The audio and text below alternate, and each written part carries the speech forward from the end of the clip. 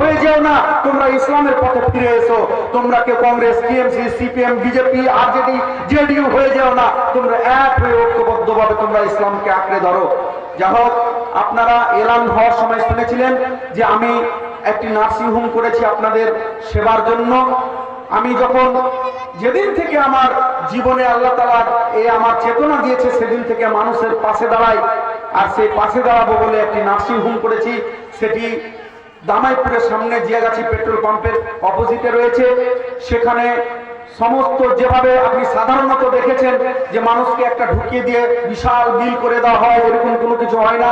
সেখানে অরিজিনাল ওষুধ পানি দিয়ে আমরা চেষ্টা করি মানুষকে পরিষেবা দেওয়ার, এবং যেই কাজের ডক্টর সেই ডক্টরকে দিয়ে আমরা করাই, এবং মহিলা ডাক্তার দ্বারা নর্মাল ডেলিভারি করানো হয়। আগামী কালকে চেন্নাই থেকে ডাক্তার আসছেন, 2 জন ডাক্তার।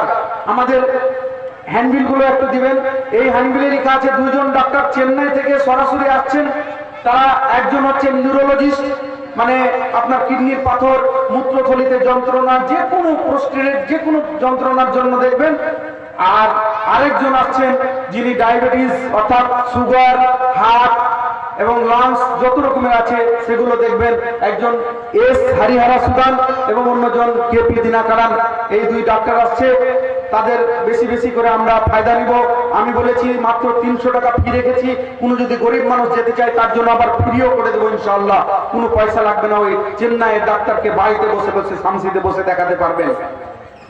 যাই হোক, অনেক কথাই বললাম, শুধুমাত্র শেষে বলি যে মনে রাখবেন কাল থেকে নিয়ে শুরু করে আগামী 10ই ডিসেম্বর পর্যন্ত 5 থেকে 8 পর্যন্ত যত ছাত্রছাত্রী ভর্তি হবে ভাই আমাকে জানাবেন, তাদের ভর্তি ফিটা আমি বহন করব। এবং আপনারা প্রত্যেকটা মা বোনকে বলবো নার্সিং হোমগুলোতে গিয়ে দেখেন সমস্ত নার্স মেয়েরা ভর্তি আছে। আপনারা স্বাস্থ্যের দিকে খেয়াল রাখছেন না, আপনাদের বিভিন্ন রকম সমস্যা, জল খাবেন না, ঠিক মতন খাবার খাবেন না, ছেলে মেয়ে স্বামীকে খাইয়ে দিয়ে নিজে না খেয়ে ঘুমিয়ে গেলেন। এত সমস্যা আপনাদের যে 90% পেশেন্ট মেয়ে মহিলারাই। একটু নিজের শরীরের দিকে খেয়াল রাখবেন মা বোনেরা, নিজের শরীর আগে তারপরে পৃথিবী। তাই আপনি শরীরকে একটু খেয়াল রাখবেন যাতে করে আপনাদের সব থেকে কম হসপিটালে যেতে হয়।